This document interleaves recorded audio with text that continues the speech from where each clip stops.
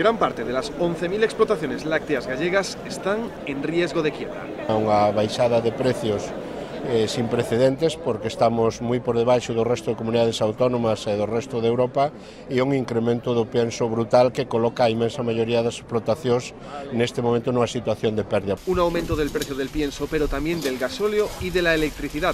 Los gastos, señalan los sindicatos, ya no pueden ser asumidos por los productores, que están cobrando entre 26 y 28 céntimos por litro de leche. A urxente suba do precio do leite, donde se repercuta este incremento e estes costes hasta situalo como menos na mesma condicións co resto da competencia.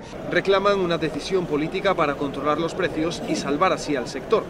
Se calcula que 5.000 personas dependen de esta actividad en la comarca. A única vía pasa pola subida inmediata do precio do leite e para iso as industrias teñen que implicarse, a distribución ten que implicarse e sobre todo o Ministerio e o Goberno teñen que implicarse porque sabemos que a solución pasa por un acordo político. La próxima cita importante es el martes 28, cuando los sindicatos se reunirán con el ministro de Agricultura. Que pensamos é que ten que sair compromisos efectivos, compromisos da distribución e da industria para recuperar o precio. Los ganaderos aseguran que si no se corrige la situación, las movilizaciones se endurecerán.